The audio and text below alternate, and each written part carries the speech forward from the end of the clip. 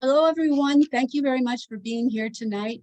I don't know if you're as eager as I am to learn about Gertrude Ederle, a name that I knew from long back because she was such an exceptional woman. Leslie Hayes, who is Vice President for Education at the New York Historical Society and a curriculum writer on the Women and the American Story Project, has given up her evening to share it with us. And I want to thank you all for being here, especially Leslie. Thanks, Leslie. Thank you so much, Debbie. Thank you all for joining, and thank you so much for the invitation. It's always my pleasure to talk about any woman in American history, but Gertrude Ederle, I will say, is someone that I got really excited about when I first started researching her, and I'll tell you a little bit about why I was researching her and where all this information comes from in a moment. But it's just such a delight to be talking about her because I think she's absolutely fascinating and such a great inspirational story. So I've got some slides which I'm going to pull up and some information. I'm going to sort of talk through her life with some photographs that I pulled from a number of different sources, mostly the Library of Congress and National Archives, among others. And then once I sort of wrap up and we talk about Gertrude's life, of course, if any of you have questions at all, please don't hesitate to ask, and we can talk more about her and talk about her life and times, the 1920s, which is the other thing that I am always very excited and eager to talk about. So on that note, I will go ahead and share my screen, make this proper slideshow. So can everybody see Gertrude doing that wonderful forward bend toe touch? Excellent. So we're going to be talking about Gertrude Ederle. And as I said, her life and times. Gertrude is most famous for being the first woman to swim the English Channel, but there's so much more to know about her. And there are so many different ways that her life intersects with this fascinating time period of the 1920s. And that's what I want to talk to you all about tonight. But before we get into that, I'll explain a little bit about who I am and why it is that I know about her and get excited about her. So as Debbie said, I'm the Vice President for Education at the New York Historical Society, which means that I oversee all of our education programs. If you are not familiar with the New York Historical Society, you are probably familiar with one of our two next door neighbors, regardless of where you're from. We are on the Upper West Side of Manhattan in New York City, and our next door neighbors are Central Park and the American Museum of Natural History, aka the Dinosaur Museum, the museum with the large blue whale. And right next door to that is New York City's first museum and the second museum in the United States, which is the New York Historical Society. And although New York is in our title, we are an American history institution. We have always been an institution focused on American history. We were founded shortly after the American Revolution by the so-called founding fathers, who quite frankly had a lot of stuff, having lived through the American Revolution and lived through New York City being the first capital of the United States. And they established a historical society to collect information and stories about our nation. And we haven't stopped, and we continue to be actively collecting at New York Historical. What's really exciting for me about working at New York Historical is that now one of our primary roles is education. So the education department is one of the largest departments in the museum, and our job is to preserve and interpret American history for K-12 audiences, as well as for the general public and for adults through our programs. And that's where all of this content that I have around Gertrude Ederle comes into play. Yes, she is a New Yorker, but we're actually much more interested in her in terms of the story that she can tell about American history and American women's history. So a few years ago, we founded a project called Women in the American Story. It's an online curriculum that's designed to help teachers incorporate more women's voices into the work that they do. Although I would also encourage all of you to think about it as a website where you can learn more about women in the American history story, so to speak, regardless of whether or not you're associated with a school. So yes, there's a lot of information around curriculum questions and discussion questions and suggested activities and lesson plans. But if you get into the heart of our website, it's really about celebrating women's contributions, acknowledging that women have always been 50% of the population and have always done 50% of the work and effort in our country. And that's what our website is all about. The reason that we are passionate about this is this statistic right here. So only 13% of historical figures in American history textbooks are women, despite the fact that women have always been 50% of the population. And so we at New York Historical are trying to change that conversation. We have had almost 500,000 visitors to our site since it launched in 2018. And we know that we have teachers and students accessing it from all 50 states. We do outreach across the country, and we also do programs like this, where we get to inform the general public about the work that we're doing, but also the stories that we tell, in the hopes that, again, we're creating a more nuanced and inclusive narrative of American history, and recognizing that women have done a lot of great and important and exciting work. If you want to know more about that project, if you want to read more about Gertrude, if you want to read more about the 1920s or any time period, we cover the early colonial period through 2001 on our website. You can go to this website, which is wams.nyhistory.org, and explore all of that content to your heart's content. I always like to preface that, A, because I want people to know about our project, but B, to give you a sense of where I'm coming from. So as Debbie said, in addition to running our department, I'm also one of the curriculum writers on the project, less so now in my current role, but in my previous role, I wrote extensively. I wrote the 1920s, 30s, and 40s unit from which I'm pulling tonight. You can think of a unit as a chapter. So I essentially wrote a chapter of the curriculum, and I was in charge for a year of researching this time period and getting to know the women. And Gertrude Ederle is one of the women that I chose to research because I think, as you'll see in my remarks tonight, she covers so many important aspects of life in the 1920s and what it meant to be an American and what it meant to be a woman in the 1920s. My background is in history, but my professional life has always been in museum education. So I'm really interested in that intersection. I'm also interested in how we use primary sources in a way that anyone can feel comfortable engaging with history. So while I may have answers, I may not have all the answers to your questions. And I think one of the interesting things about Gertrude Ederle in particular is that there's no great single biography about her. She's a really great example of a woman that has been lost to history. And I'll pull up this picture of her as I start talking about her. But she hasn't been completely lost because, as Debbie said, you know, there are many of us have heard her name somewhere.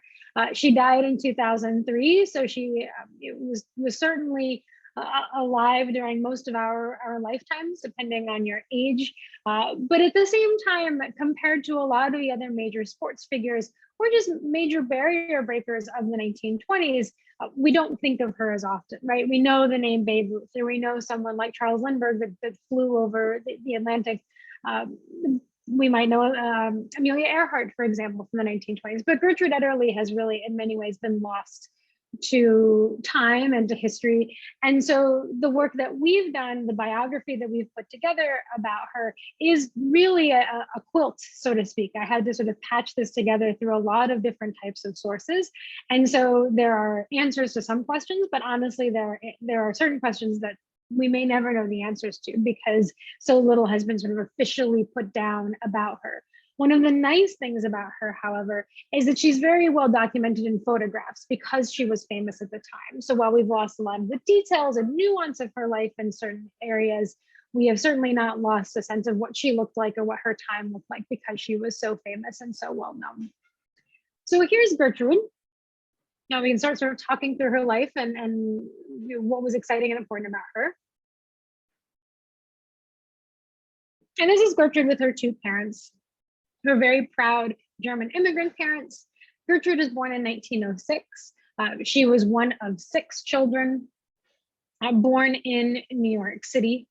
And at a very young age, she had measles. And that's important because although she survived, that illness resulted in her having severe hearing loss. So one thing that we automatically, when we talk about Gertrude Ederle, want to recognize is that this is a person that had a disability for almost her entire life. And yet through that, she was able to persevere. And in fact, her hearing loss became more and more severe throughout her entire life. Many scholars suspect and believe, partly through interviews that she gave throughout her lifetime, that swimming further caused the hearing loss, that she may have had less of it if she had not been swimming so much throughout her life. But it was her passion, it was her choice, and in many ways, it was something she knew. She knew that her hearing was getting worse because of it. Doctors acknowledged that to her, but she was so passionate about it. And her swimming started also at a young age. So her family would often go on vacation, often to the Jersey Shore, like a lot of families in New York City then and a lot of families in New York City today tend to do. And it was there that their father taught them to swim in the Atlantic Ocean. So all of the Ederle children were taught how to swim out in open water. But Gertrude in particular had a very clear natural talent. In fact, one of her older sisters also had a natural talent. Her older sister was also a swimmer, not nearly on the level that Gertrude would go on to be. But there was certainly, swimming became a passion for this young woman and for her entire family. And by the time she was a teenager, it was very clear that she wanted to swim competitively and not just for fun. What had started as a family recreation soon grew into a really exciting potential for her to swim in a competitive way. And much to her parents' credit, they allowed her later on, as she gets better and better, and we'll talk about that in a moment. But her parents always supported her to the point where she eventually would drop out of high school to really pursue swimming as a profession, which in itself is really remarkable when you think about the fact that this is an immigrant family. Their income is the family butcher shop that they run in Manhattan. They have 6 children, and yet here they are allowing one of their younger children to not only drop out of school, but to pursue something that at the time would have been a huge risk. For a woman to pursue any kind of career independently was certainly a risk, but to pursue a career in athletics and in swimming was absolutely a huge risk. And yet her parents throughout her career were incredibly supportive and really allowed her to go after this dream in a meaningful way, and then financially supported her in the beginning. Because of course, when she dropped out of school and was competing as an amateur, there was not a lot of income to be had. It would be several years before she turned professional, and yet her family continued certainly to support her. So as a teenager, Gertrude joined the Women's Swimming Association. The Women's Swimming Association was one of just a few organizations in the United States that was designed to teach women to swim and to train them to swim in a competitive way. And that's really important because this is where we begin to think about Gertrude as a product of her times.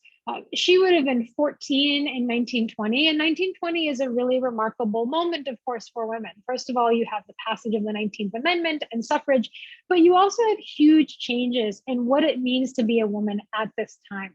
When I was working on this curriculum, I had the opportunity to work with Kathy Pice, who's a professor out of the University of Pennsylvania. And one of the things she said to me that always stuck with me is she's a fashion and beauty culture historian. And she said to me, you know, the fashions that women wore in the 1920s were the most dramatic shift in American history in any time period.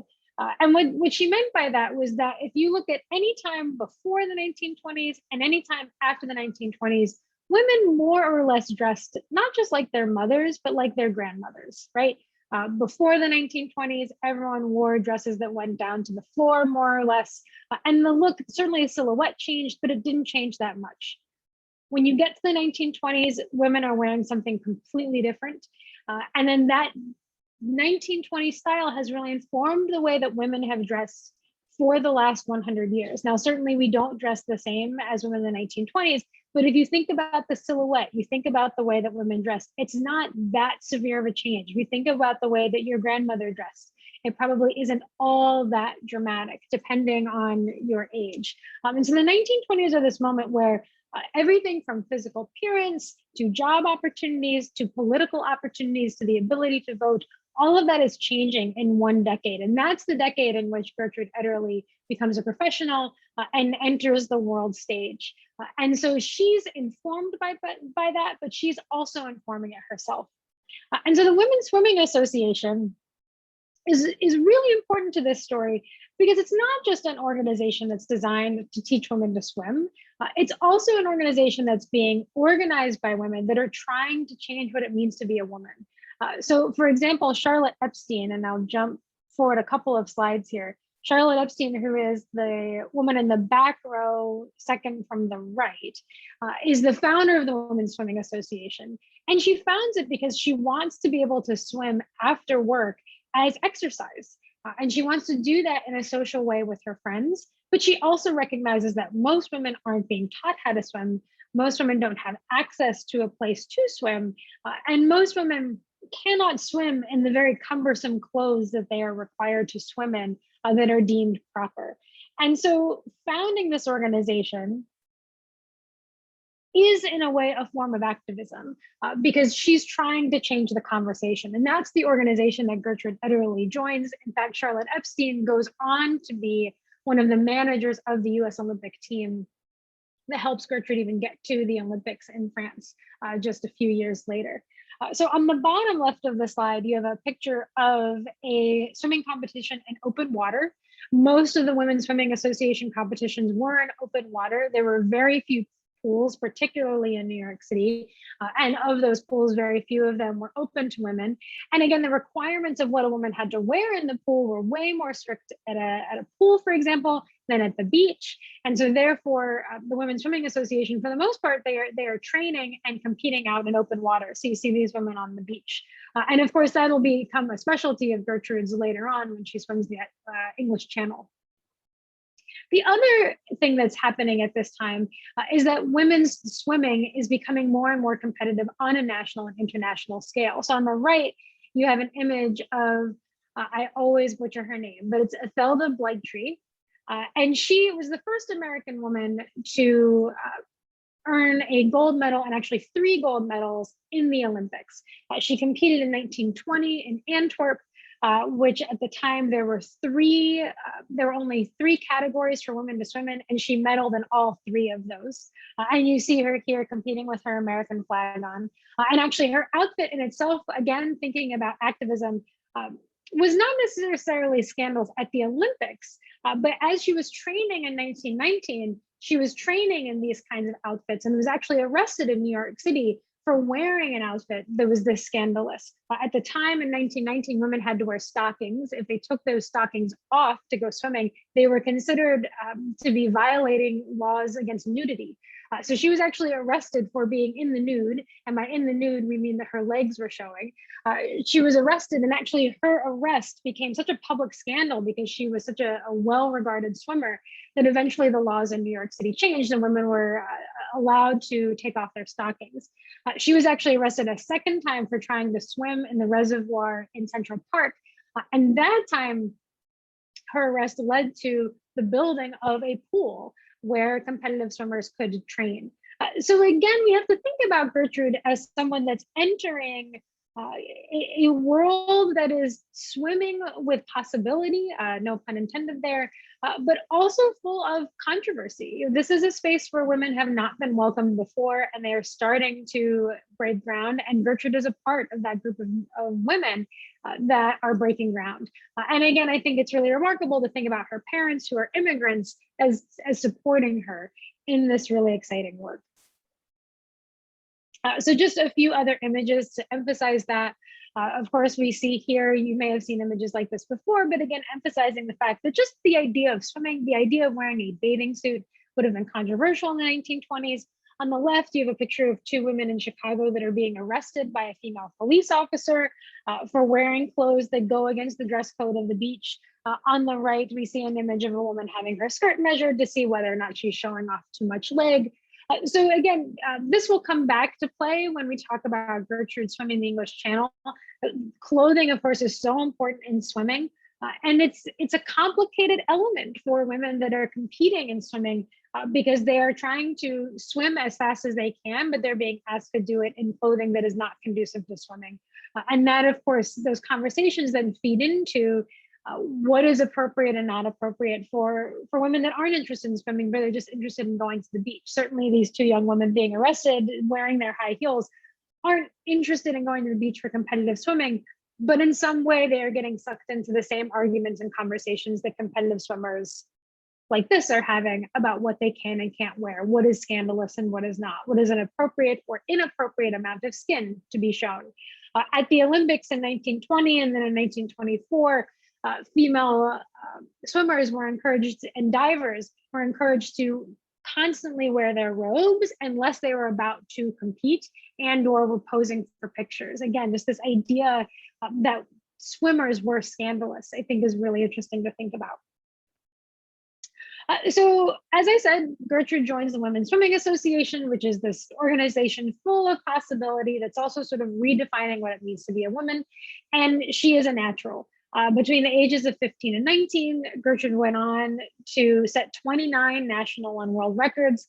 9 of them were set all in one day during a competition in New York. And she was so successful that she made the US Olympic team in 1924. And we see her here. She's in the second row, second from the right, sitting right behind the life ring, right in front of Charlotte Epstein, here with the 1924 Olympic team. And the 1924 women's swimming team was a huge success. Gertrude herself brought home 2 bronze medals and a gold medal in the freestyle team relay. Her team was so well regarded and so celebrated that when they came home from Paris, they were instant celebrities. They were the stars of a ticker tape parade in New York City and were really recognized as heroes for winning that gold medal at a time when the United States was starting to dominate swimming, which feels like a very interesting story. Interestingly, much like today, it was really about Australia and the United States. And so for the women's team to have that strong of a showing in the 1924 Olympic swimming competitions was worthy of a ticker tape parade. They were really overnight celebrities. The other piece, of course, is that once again, we see history intersecting really powerfully with this woman's life, in that the 1920s and by 1924, competition, competitive spirit is really seen as the hallmark of what it means to be an American, as is youthfulness and vitality. And so this women's relay team they become instant stars because they represent all of these exciting pieces of potential. They represent a whole new wave of women's athletes, of competitive Americans that can beat other countries. All of this is part of popular culture. And again, Gertrude, who's seen on the far right with her teammates sort of feeling her muscle, is a part of this exciting competition where we see swimmers and tennis players and track and field stars gaining national attention. And of course, again, that's very remarkable for women to see women as celebrities. They're not getting the same level of attention as men. Men are still dominating the conversation.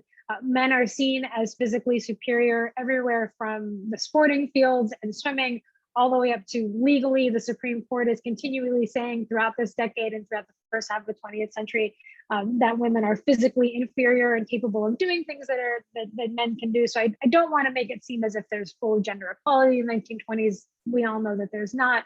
But in many ways, this is a moment where young women are able to push forward and move forward and find attention.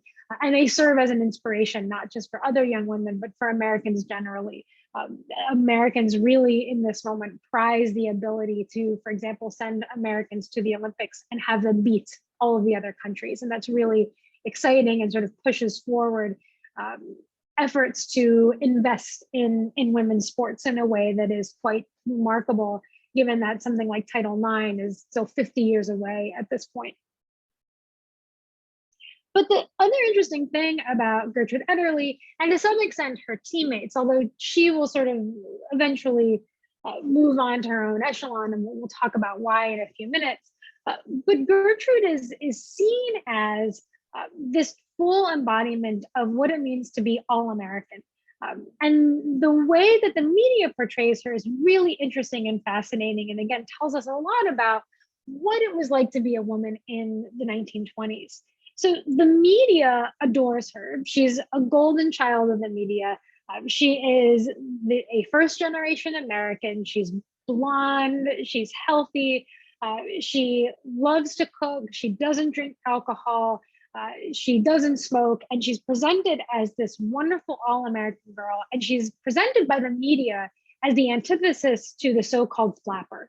And of course, if we think about the flapper of this time period, the flapper in the stereotype and in the media was seen as this promiscuous, alcohol drinking, cigarette smoking young woman that was threatening the balance of American society. At least that's what the media wanted people to believe.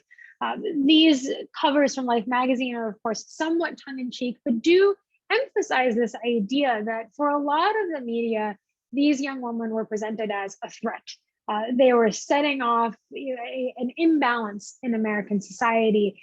They were having sex before marriage. They were going out with men. They were going to college. They wanted to have jobs. They wanted to live freely. They were wearing short skirts and showing off parts of their bodies that shouldn't be seen in public.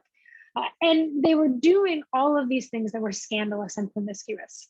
Now, in reality, there's so much more to the flapper. Did they bob their hair? Did they wear short skirts? Absolutely. Were they part of a growing consumer culture? Absolutely. But who wasn't during this time period? One of the things I love about these images is that it shows that the flapper culture also goes deeper than just white middle class culture, that we actually see across a diversity of individuals that young women were embracing this new consumerism and this new fashion. But what that consumerism and fashion represented was so much more than this scandalous, promiscuous, negative attitude that the media would want you to believe. In fact, these women were representing independence, economic independence, social independence, the ability to make their own choices about who their friends were, who their future husbands would be, who their mates and partners would be. They wanted to define what they could do in social settings. On the left, you see a group of women from Howard University attending a football game. They wanted to be able to travel with their companions. They wanted to live free lives. They wanted to live the kind of lives that young men had lived for a long time. And so what's interesting is that Gertrude is all of those things. So while the media presented her as this all-American girl, as someone that could be a role model to stop flappers, to stop this behavior, what they really missed was the fact that Gertrude couldn't have done any of those things without that culture. She was financially independent. She had dropped out of high school in order to pursue her dream career. She never had at least that we know of, a companion of any kind. She was never associated with a particular man or woman or partner throughout her life. She never married. She was always completely of her own. She had enough money to take care of herself. She defined her own career path. She made her own decisions. When she wasn't happy with a particular coach, she went with another coach. She made decisions about what her life was going to be. She had certain endorsements. She, in many ways, did all the things that we think about with athletes today. And so on one hand, yes, she was healthy and wholesome and this very physically fit young woman.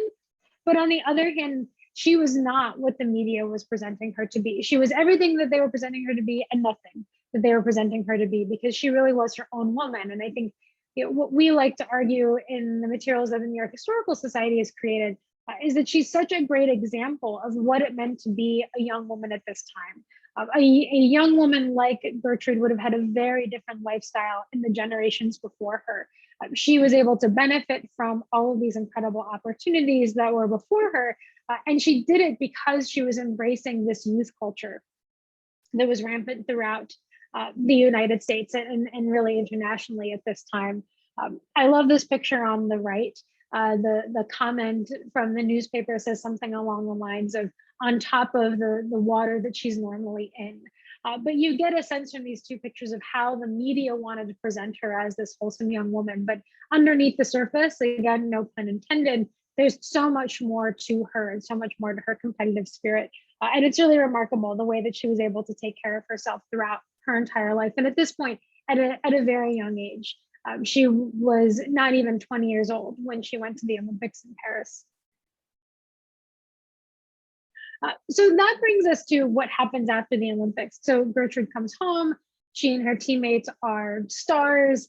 And then the question becomes the question that happens to every Olympian: will she go back? Will she compete again in the Olympics? And she thinks about it for a long time, and she begins to realize that she wants to go professional. At the time, you couldn't be a pro and also compete in the Olympics. Her sister, who was also a swimmer, encouraged her to try longer distances rather than shorter races. There was more money for professionals in these longer distances, and there was a sport. of breaking records for longer distances. And so while she had specialized in these shorter distances, she began to train for longer, again, open water competitions. And I suspect that that wasn't that difficult for her because, again, she would have been training with the Women's Swimming Association in open water. She was also a specialist in what they called the American crawl stroke, very similar to what we would think of as freestyle today, which was conducive to longer distances. Although a lot of long distance swimmers use breaststroke and other strokes, she found that she could translate her skills quite well. So by 1925, less than a year after the Olympics, she becomes a pro. Her first major effort is a 22-mile swim from Manhattan's Battery Park to New Jersey's Sandy Hook. And she swims that in 7 hours and 11 minutes, which is faster than any previously held record, including any man that had ever swum that length. So once again, she is an immediate star. It's very clear that she is a natural. She's an incredibly talented swimmer. And without much effort, she once again sort of lands on the stage in this next move going pro quite successfully. Once she realizes that she can swim these distances, she sets her sights on the English Channel. She knows that many women have tried, but no women have ever succeeded in swimming it. And it's really seen as the crown jewel. To be able to say that you swam the English Channel between continental Europe and England is to really say that, yes, I am a long distance open water swimmer. And that's what she wants to be recognized for. The swim is 21 miles. So it's not any further than other swims she's doing in the United States, but the seas are incredibly rough. It's open sea. There are stinging jellyfish, there are sharks, there are huge waves, and it's incredibly cold. So while the distance isn't a problem, the conditions are very challenging. By 1925, only 5 men have ever successfully swum across the channel. And as I mentioned, many women have tried, but none have succeeded. And so Gertrude begins to train for that. The same year that she turns pro, she makes her first attempt. So her first attempt was on August 18th, 1925. And it's an unsuccessful attempt. There are lots of stories about why she didn't make it. What is very clear is that her coach, who had successfully swum the English Channel by himself, felt that she was struggling too much and that the waves were getting too big, and he advised her to stop. Some accounts say that actually she was forced to stop on a technicality, which is that you are not allowed to touch any other person. And so while she's having the conversation with her coach, some reports say that they physically came into contact, which automatically disqualified her. Other accounts say that she took his advice and decided to get out. But regardless, during that interaction between the two of them, her swim officially ends. She was incredibly frustrated. She was frustrated with herself. She was frustrated with her coach. She felt like she could have gotten through it. But for one reason or another, like I said, she's not successful. But she immediately starts to train again, this time determined to be more prepared and better capable, and also says very clearly, this time I don't want anyone to interfere. I will make my own decisions. In fact, she hires a new coach to make sure that there's no interference. While she's training for the English Channel, she has one of my favorite quotes from her, which is, she says, "I'm not sure I'll make it, but I'll try my best." And of course, the media loves that. And it goes back to the way the media portrays Gertrude Ederle is this, again, very hardworking, wholesome, all-American young woman that's willing to try her best and that really wants to do well. So we flash forward to a year later, again, August 6, 1926. So almost just shy of the anniversary. Today's August 9th. But in August 1926, she goes back to Europe, goes back to France, this time determined to be a success. She makes a couple of changes. One, as I said, she has a new coach. She's trained for a whole extra year to get ready for it.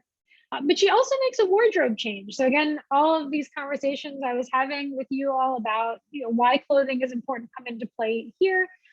When she did her swim in 1925, she wore a one-piece bathing suit that was quite heavy. It was what she would have been used to wearing in competitive swims elsewhere, and most likely similar to what she wore at the Olympics. And it was quite loose fitting. And because of that, water was getting in. So as you can imagine, you're swimming 21 miles in open sea, and you've got cold water rushing into this heavy bathing suit that's filling up and weighing you down. It's going to be very difficult. So in the year of additional preparation, she designs her own bathing suit.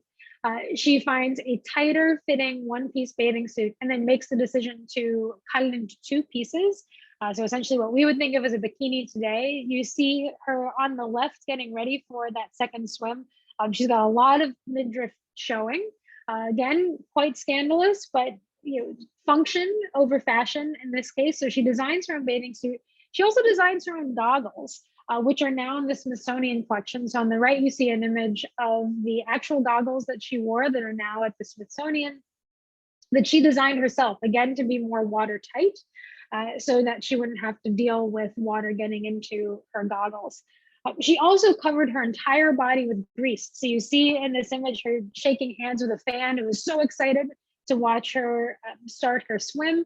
She's completely covered in grease from her shoulders down to her toes. And that is to help keep in warmth, to keep her warm in the very chilly water, but also to protect her against stinging jellyfish, to protect her skin. So she enters the water and again gives very clear instructions that she is not to be stopped. She was allowed to take breaks during that. She would typically, when she was ready to take a break, would float on her back for a moment. She could also accept snacks and water from her coach, but they could not touch. So there's these wonderful photographs. I wanted to find one tonight. I couldn't find it. If I can find them, I'll add them to my slides and send them along. These wonderful photographs of her lying on her back and her coach sort of having to reach out over the boat and drop food into her mouth so that she could take on snacks as she was going through. She had everything from chicken and fruit. Somehow she had soup. I'm not entirely sure how she was doing the soup, but the records say that she had soup a few times during her breaks on the swim. There was a tugboat full of reporters that were following her along the way. And very quickly, as she got closer and closer to Dover, England, it became clear that she was going to make it. And there are wonderful stories of people in Dover just rushing out to the shoreline, realizing that they were going to be able to see her come. And so there was a huge crowd out on the beach by the time she landed. She was obviously completely exhausted. She could barely stand up. She did not look as excited and happy and healthy as she did here on the French side. But she succeeded. And not only did she succeed, but she finished in 14 and a half hours, which was 2 hours faster than the current record holder. And again, keep in mind, she was the first woman, which meant that the current record holder was a man. So she swam 2 hours faster than any man. I think about this as sort of the 1926 version of the Billie Jean King Battle of the Sexes. Just completely changed the conversation about what women could do. And in fact, no one, man or woman, were able to break the record until 1950. When a man swam the English Channel and broke the record. Once again, Gertrude, for the second time in her life, was an instant international celebrity. Here she is on the cover of the Daily News, the New York City newspaper, and she gets a second ticker tape parade thrown in her honor in New York City upon returning to her hometown after swimming the English Channel. Once again, she embodies everything that America was in the 1920s, this idea of the competitive spirit. America wanted to be the country of firsts, and here she was as the first woman to swim the English Channel, just getting this incredible amount of celebrity and fanfare. When we think about what women were facing and the odds that they were up against in American society, just what a remarkable achievement. She was also invited to the White House. She meets Calvin Coolidge, and it's there that Calvin Coolidge says to the media that she's America's best girl. And once again, I think it's so interesting to think about that in the context of the time period. She is wholesome. She is all-American. She is doing right by her country by going out and achieving greatness. But again, in so many ways, she is everything that Americans also fear, which is a very fiercely independent, financially stable and independent young woman that is doing exactly what she wants and how she wants to do it. During her celebrity, In the years that follow, Gertrude really capitalizes on her fame. She begins to scale back in competitive swimming and uses her fame to go on the vaudeville circuit. She performs in a traveling tank to sort of show off her swim skills. She appears in movies, this Swim Girl Swim, including the cameos you can see by Gertrude Ederle. And I love this press photo of her teaching the star of the movie how to do her famous crawl stroke. By the 1930s, Gertrude's career begins to fade. She suffers a terrible fall in 1933 at home that injures her back. It's several years before she's even able to walk properly. She certainly can't swim. She's also beginning to really severely lose her hearing through all of the swimming and training that she's done. Her hearing loss is more and more severe to the point where she's eventually almost completely deaf by the 1940s. And so her star begins to fade. And this is where the story becomes a little more tragic, although throughout her life, Gertrude always said she didn't want people to feel sorry for her. But her fame begins to fade away. Fewer people know about her. That we hit the Great Depression and World War II, and Gertrude isn't even able to compete anymore. She's getting older, but also because of her disability and her injury, isn't physically able to contribute to that world anymore. And she goes into anonymity, and in fact, her options for income are also hurt by that. So all of the ways that she was very bold and daring and decided to pursue this exciting career, of course, come back to hurt her in the sense that she's not a graduate. She doesn't have a degree. There are very few sort of professional options available to her when the endorsements dry up. Here and there throughout her life, she was able to pick up endorsements that allowed her to have a steady income. But in fact, her greatest source of income becomes teaching deaf children how to swim. So she works at a deaf school in Manhattan and is a swimming instructor. And even that, it was very little income attached to it. And it's really more for her being able to give back to her community and also publicly acknowledge that she was able to achieve all of this while also being disabled and having hearing loss problems. As I said, throughout her career, she continues to be really a lovely individual by all accounts. Every interview that you read with her is very positive. And she gives an interview where she says she doesn't want people to feel sorry for her. She says that she has no complaints. She's very comfortable and satisfied with who she is and what she was able to achieve. And she died in New Jersey in 2003 as someone that had achieved world fame. There are very few Americans that had 2 ticker tape parades thrown for her, but at the time of her death was not particularly well known, although she did get a obituary in the New York Times, which means someone was paying attention and noticed her. So that's Gertrude Ederle. I'm going to go back. I can't help myself. I absolutely love this picture of her. So I'll leave this up of her. I hope that you will pass this story on to someone else, whether we're talking about sports history or American history. But I really encourage you to think about what it means to be American and what it means to be an American woman and the kinds of ways that women in the 20th century were able to push boundaries and also test what it meant to be American, despite the fact that her star eventually faded over time. So thank you all for listening. I will hand it back to Debbie. And of course, if anyone has questions, very happy to chat about this really fascinating woman. Okay, can we go back to, I know you love the picture. Can we go back to us? Can we go back to our participants? Oh, of course, of course. So I wonder if you could talk about the Maplewood connection. Yeah, so she, it's interesting. There's not a ton about how she ends up there. She has obviously 5 siblings and nieces and nephews. And so it seems as though she moves there to essentially retire. Later in life, she's not teaching in New York City. She lives to be 98. So later in her life, she ends up relocating to New Jersey, where she lives out the rest of her life. But I think it is it's a very New York City tale, right?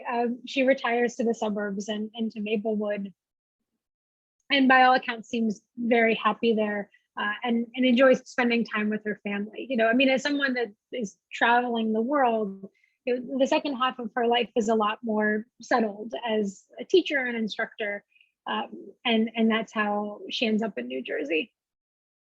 It's a lovely place to end up. I want to open the floor to questions.